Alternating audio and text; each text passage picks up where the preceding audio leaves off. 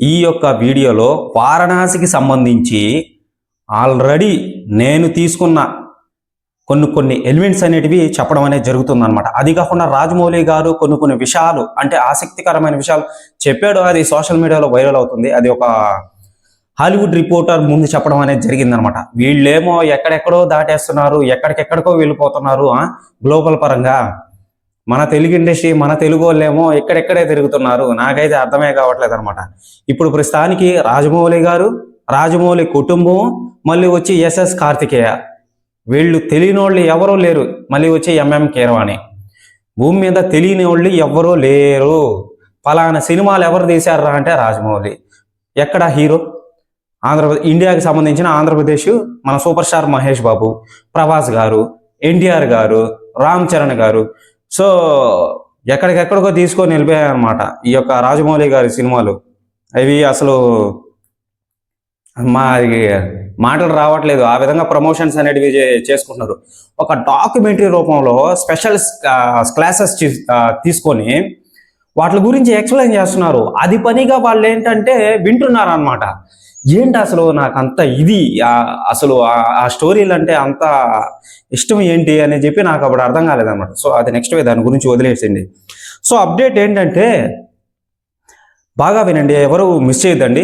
So కొత్తగా ఎవరైనా సరే ఛానల్కి వచ్చినట్లయితే ఛానల్ని సబ్స్క్రైబ్ చేసి బెల్ ఐకాన్ని ఆన్లో పెట్టుకోండి భయ్యా. నేను అతి కష్టపడి ఈ యొక్క వీడియోలు అనేటివి చేయడం అనేది జరుగుతుంది.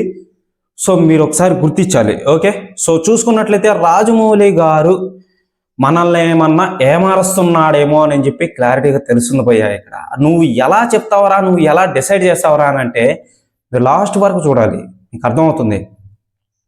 ఈ యొక్క బాహుబలి వచ్చేటప్పుడు, బాహుబలి పార్ట్ 1 వచ్చేటప్పుడు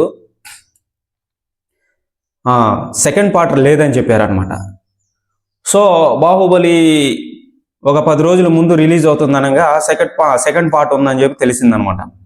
ఇప్పుడు సోషల్ మీడియాలో ఇంత పెద్ద కథని మీరు ఎలా సార్ మీరు చేయలేరు, ఓటీటీ ప్లాట్ఫామ్స్కి సంబంధించిన వాళ్ళు మీరు చేయలేరు, చాలా పెద్ద కథ, సో మీరు అన్ని విధాలుగా స్ట్రెస్ అనేది తీసుకోవాల్సి వస్తుంది, ఎలా అది కుదురుతుందా కుదరదా అని చెప్పి సోషల్ మీడియాలో బాగా వైరల్ అయింది మొన్నటిదాకా. సో అది పార్ట్ 2 ఉంది కూడా అని చెప్పి చాలా వరకు చాలా విధాలుగా చెప్పారనమాట. సో చూసుకున్నట్లయితే అవేం లేవు. రాజమౌళి గారు ఒకటే పార్ట్ ఉంది. ఈ యొక్క పార్ట్లో gods of Ramayana, wilderness disaster, natural disaster అండి, sorry. So wilderness of Arctic, మళ్ళీ వచ్చి కోల్డ్ డేస్ ఆఫ్ అంటార్కిటికా అనేది వేరు. సో అదనమాట. ఇక చూసుకున్నట్లయితే ఫ్యాంటసీ ఎలిమెంట్స్, మళ్ళీ వచ్చి ఇవి నార్మల్గా గ్లోబల్గా తిరిగేటివి. ఓకే, ఆర్కిటిక్ నుంచి అంటార్కిటికా అంటే పై భూభాగం నుంచి కింద భూభాగం వరకు మన మహేష్ బాబు గారు తిరుగుతుంటాడు. ఈ మధ్యలో జరిగే కొన్ని elements, okay, father and son ముఖ్యంగా మెయిన్ అని చెప్పి చెప్పడం అనేది జరిగింది. అది నెక్స్ట్ ప్రతి సినిమాలో ఉంటుంది, అది తీసిండి.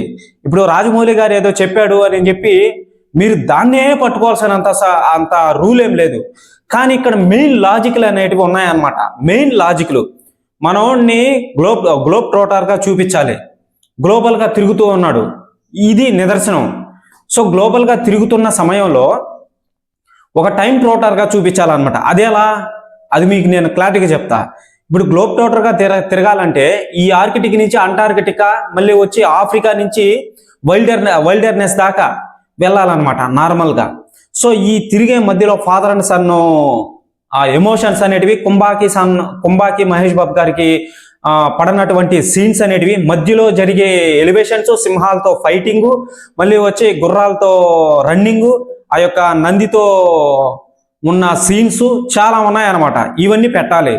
ప్రతి ఒక్క చిన్న సీన్ అనేది ఎక్కడికో వెళ్ళిపోద్ది. నార్మల్గా చూస్తున్నంతసేపు సీట్ లాస్ట్ నుంచి కాదు, సీట్ ఎడ్జ్లో కూర్చొని చూడాల్సి వస్తుంది అప్పుడు సినిమాని, అంత పెద్ద స్క్రీన్ని నార్మల్గా చూడాలంటే.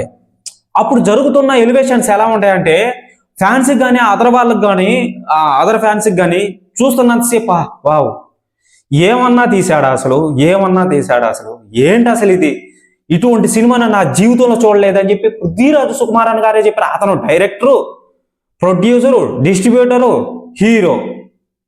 హీరోయిన్ కూడా ఆయన్నే అనుకోండి. సో అదనమాట. ఇంత పెద్ద స్కేల్లో ఈ విధంగా తీయడం అనేది నా జీవితంలో నా లైఫ్ టైంలో ఇదే ఫస్ట్ సినిమా ఈ విధంగా చేయడం. నేను తీస్తానో లేదో నాకు తెలియదు, నేను తీయలేను. ఇంత పెద్ద సినిమాలో నటించడం అనేది ఇదే ఫస్ట్ టైం అని చెప్పి చెప్పడం అనేది జరిగింది. ఇవన్నీ తెలుసు మీకు, సోషల్ మీడియాలో వైరల్ అవుతూ ఉందన్నమాట. సో మెయిన్ పాయింట్ అనేది వచ్చేస్తానమాట. చూసుకున్నట్లయితే మనకు రాజమౌళి గారు ఏమారుస్తున్నాడు అని చెప్పి తెలియడం అనేది జరిగింది. ఓకేనా? సో అది ఏంటంటే మనం చూసుకున్నట్లయితే మనం టైటిల్ గ్లిమ్స్ అనేది చూసామండి. సో టైటిల్ గ్లిమ్స్ అనేది ఓకే, ఆ టైటిల్ గ్లిమ్స్లో వారణాసి మణికర్ణిక ఘాట్ అని చెప్పి ఒకటి ఉంది. రాముడు బాణం వేసినప్పుడు గంగా నదిలో సుడిగుండం ఏర్పడుతుంది అనమాట ఆ యొక్క వెలుగుకి. అప్పుడు లాస్ట్లో మనల్ని శూలంతో చూపిస్తారనమాట. ఆ యొక్క నంది మీద వస్తూ శూలంతో చూపిస్తారనమాట నార్మల్గా. సో చూపించిన తర్వాత ఆ యొక్క మణికర్ణిక ఘాట్ అని చెప్పి మీకు ఒక చిన్న హింట్ అనేది ఇస్తా. మణికర్ణిక అని అంటే పార్వతీదేవి చెవిపోగు. మణికర్ణిక ఘాట్ అంటే గంగా నది. వారణాసి పక్కన ఉన్న నది అనుకోండి, అది గంగా నది లేకపోతే ఇంకేదో మనకు తెలియదు. మణికర్ణిక అంటే పార్వతీదేవి చెవిపోగు. ముఖ్యమైన ఎలిమెంట్ చెవిపోగు.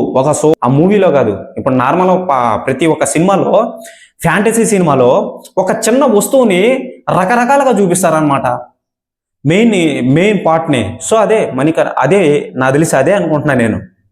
వస్తువు టైం ట్రావెల్ చేసేదానికి ఆ వస్తువే అనుకుంటున్నా. నాకు తెలియదు అంటే నేను ఇదే మాదిరిగా ఉండదని నేను చెప్పట్లా, కానీ మేబీ ఉండొచ్చేమో.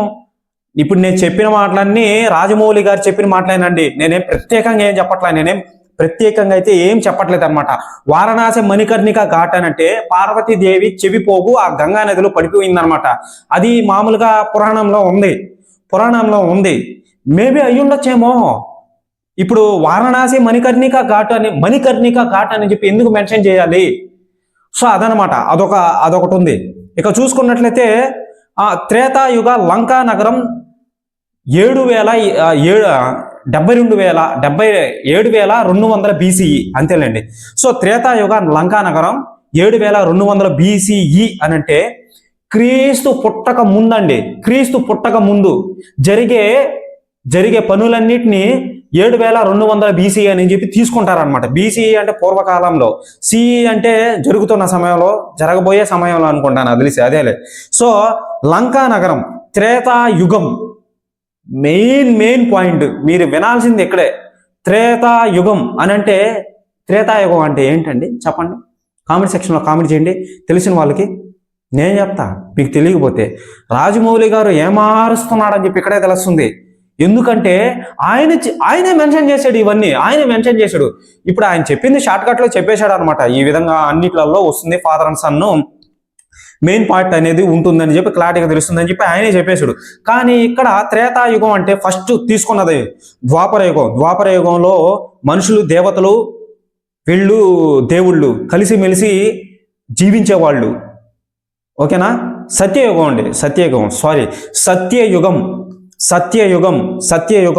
సత్యయుగంలో అబద్ధాలు, వ్యభిచారాలు, మళ్ళీ వచ్చి చంపుకోవడాలు ఇవన్నీ ఏం లేవు. సత్యయుగం అంటే భక్తితోనే నింపేది అనమాట. దీన్ని సత్యయుగం అంటారు. సో అది మహావిష్ణువు అయిన గారు దాన్ని నిర్మించాడు అనమాట, ఆ యుగాన్ని. So next Treta Yuga. ఈ యొక్క త్రేతాయుగంలో అక్రమ సంబంధాలు, అబద్ధాలు ఇవి వస్తాయి అన్నమాట నార్మల్గా. సో ఒకరిని ఒకరు ద్వేషించడం అనేటివి వస్తాయన్నమాట ఈ విధంగా.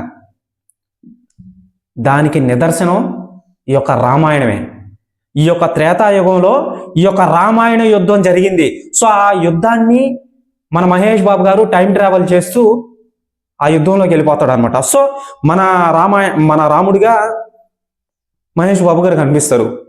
ఇది మెయిన్ లాజిక్ ఇదే. సో నెక్స్ట్ చూసుకున్నట్లయితే మెయిన్ లాజిక్ త్రేతాయుగం. తర్వాత వచ్చి ద్వాపర యుగంలో కృష్ణుడు, అర్జునుడు చేసిన, కర్ణ వీళ్ళు చేసిన యుద్ధం అనమాట. రామాయణం అంటున్నానండి. మహాభారత యుద్ధం జరిగింది. త్రేతాయుగంలో రామాయణ యుద్ధం. ఓకే, సో అదనమాట. అర్థమవుతుందా? లాస్ట్లో కలియుగం అంటే ఏంటంటే అన్నా చెల్లికి తేడా లేకుండా ప్రవర్తిస్తారు, అమ్మా చెల్లికి అన్న కొడుకి తేడా లేకుండా ప్రవర్తిస్తారు. కలియుగం అంటే అబద్ధాలు, శత్రుత్వం, చంపుకోవడం, నరుక్కోవడం, ఇలాంటివన్నీ కనిపిస్తాయి అన్నమాట కలియుగంలో. సో ఈ యుగాలలో మనం త్రేతాయుగాన్ని చూస్తాము. అది ఫస్ట్ పాయింట్. మీకు అర్థమైంది అనుకుంటా. ఇక చూసుకున్నట్లయితే ఉగ్ర భారతి కేవ్ వెనాంచల్ అంటే మీకు అర్థం అవ్వాలంటే ఎలా చెప్పాలి? గుహల్లో దాగి ఉన్న రహస్యాలు, గుహల్లో దాగి ఉన్న బంగారం, గుహల్లో ఏదో ఉంది. ఓకేనా? పెద్ద పెద్ద అడవులు, ఇవన్నీ కనిపిస్తాయి అన్నమాట నార్మల్గా. ఓకేనా? సో అక్కడి నుంచి మనోడేమన్నా ఎగ్జాంపుల్ ఆ చిన్నమస్తా దేవిని చూపించారు కదా, సేమ్ అంతే. ఆ చిన్నమస్తా దేవిని చూపించారు కదండి. సో అదనమాట. ఇక చూసుకున్నట్లయితే ఆఫ్రికా అంబోజలి వైల్డర్నెస్ అంటే జంతువులు, సింహాలు, అడవులు, ఇవన్నీ కనిపిస్తాయి అనమాట. నేను చెప్పిన ప్రతి పాయింట్ రాజమౌళి గారు చెప్పింది, నేనేం ప్రత్యేకంగా ఏం చెప్పట్లేదండి. ఇక చూసుకున్నట్లయితే మళ్ళీ ఆర్కిటికా రోస్ ఐస్ షెల్ఫ్. ఈ యొక్క రోస్ ఐస్ షెల్ఫ్ అంటే ఏంటంటే ఇక్కడే ఇచ్చేసాడు మనకు. పెద్ద పెద్ద ఐస్ బర్గర్లు సముద్రంలో తేలాడుతూ ఉంటాయన్నమాట. తేలాడుతూ అక్కడ ప్రమాదానికి సంబంధించిన వాళ్ళు చాలా మంది చనిపోయారండి. సో మనం న్యూస్లో కూడా చాలా వరకు చూసే ఉంటాం మనం. సో అదనమాట. ఇక చూసుకున్నట్లయితే ఆస్ట్రాయిడ్ శాంభవి 2027 CE వస్తున్నది, జరగబోయేది లేదా జరిగిపోయింది. ఆస్ట్రాయిడ్ శాంభవి అని అంటే ఆ యొక్క ఆస్టరాయిడ్కి శాంభవి అనే పేరు పెట్టారు, పార్వతీదేవి పేరు అది. ఓకే, ఆ ఆస్ట్రాయిడ్ పడిన తర్వాత ఏమవుతుందో ఏంటో మీకు ఇంకా చూడాల్సింది. 512 BCE అని అంటే జరిగిపోయిన కాలం, క్రీస్తు పుట్ల అప్పుడు. ఇవన్నీ మన రాజమౌళి గారు చూపించినటివే. మన మహేష్ బాబు గారు టైం ట్రావెల్ చేసేదానికి నేను చెప్పిన ఈ యుగాలు కానీ, ఈ 512 CE కానీ, ఉగ్రభారతి వెరాంచల్ కానీ, సో 7200 BCE ఈ త్రేతాయుగంలోకి వెళ్ళిపోతాడు అనమాట. ఇవన్నీ టైం ట్రావెల్ చేసే చూపించేటివి ఇవన్నీ. సో మేబీ అయ్యుండొచ్చేమో ఆ యొక్క పార్వతీదేవి చెవిపోకు చిన్న గంగా నదిలో పడిపోయింది. ఆ గంగా నదిలో కొన్ని సీన్స్ అనేటివి కూడా తీశారనమాట రాజమౌళి. ఆ యొక్క మహేష్ బాబు గారు చుట్టూ, పడవల చుట్టూ, ఆయన నిలబడుకున్న పడవ చుట్టూ చాలా మంది స్టేమర్లు వేసుకొని తిరుగుతూ ఉంటారనమాట. మహేష్ బాబు మీదకు వచ్చేస్తుంటారనమాట. ఫైట్ అది ఒక యాక్షన్ అడ్వెంచర్ ఫైట్ అది. సో దానికోసమే అయ్యుండొచ్చేమో తెలియదు కదా. సో లాస్ట్లో ఒక పోర్టల్ రూపంలో, నంది రూపంలో వెళ్తున్నాడు టైం ట్రావెల్ చేసేదాన్ని. ఇది ఒక బ్లాస్ట్ అన్నమాట. ఇవన్నీ వినగానే బ్లాస్ట్. నాకే అసలు ఎంత ఇంట్రెస్ట్ వచ్చిందంటే అంత ఇంట్రెస్ట్ వచ్చింది. బ్లాస్ట్ మీరు అసలు వెతుక్కోవాల్సినంత అవసరం లేదు. సో అదనమాట. ఇక చూసుకున్నట్లయితే ఈ యొక్క the wilderness Africa, the cold and ice Antarctic, మళ్ళీ వచ్చి the God's of Ramayana, disaster and elements అంటే ఈ యొక్క ఫ్యాంటసీ ఎలిమెంట్స్. డిజాస్టర్ వైల్డర్నెస్ అంటే ఏంటి? డిజాస్టర్ అంటే తుఫాను, అడవులు కూలిపోవడం, భూకంపం, ఏదన్నా ముందు వచ్చే ప్రమాదాన్ని, ప్రకృతి నిర్మించే ప్రమాదాన్ని పక్షులు పసిగట్టేస్తాయన్నమాట. సేమ్ అదే విధంగా మన మూవీలో ఉంటుంది, వారణాసి మూవీలో ఉంటుంది అనమాట. అప్పుడు యాక్షన్స్, అడ్వెంచర్స్, మన మహేష్ బాబు గారు ఎలా తప్పించుకుంటాడో ఆ యొక్క తుఫాన్ నుంచి, సునామీ నుంచి, ఇవన్నీ చూస్తారండి మూవీలో. ఇవన్నీ చూస్తారు. ఇప్పుడు నేను చెప్పినటువన్నీ ఒకే మూవీలో పట్టే అవకాశం ఉందా? పట్టే అవకాశం ఉందా ఒకే మూవీలో పట్టాలి అని అంటే ఫస్ట్ నుంచి లాస్ట్ వరకు సీట్ ఎడ్జ్లోనే కూర్చున్నాయి. సార్ సీట్ ఎడ్జ్లోనే కూర్చోవాలి అసలు మామూలు. దీనికి సంబంధించిన ఆ యొక్క పెద్ద స్కేల్ ఏదైతే ఉంటుందో ఐమాక్స్, సో బ్యూటిఫుల్, చాలా బ్యూటిఫుల్గా కనిపిస్తుంది.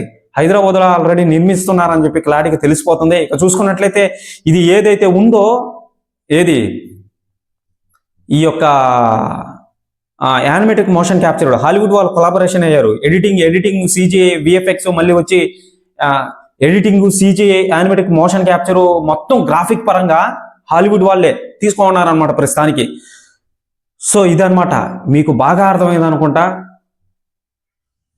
ఎవరైనా సరే ఛానల్కి కొత్తగా వచ్చినట్లయితే ఛానల్ని సబ్స్క్రైబ్ చేసి బెల్ ఐకాన్ని ఆన్లో పెట్టుకొని పోయా. నేను నిజంగా ఈ యొక్క ఇన్ఫర్మేషన్ మొత్తం అతి కష్టపడి తీసుకొని వచ్చి ప్రతిదీ డీటెయిల్గా మీకు వర్ణిస్తున్నాను కదా. సో అదనమాట నా బాధ. Okay, bye.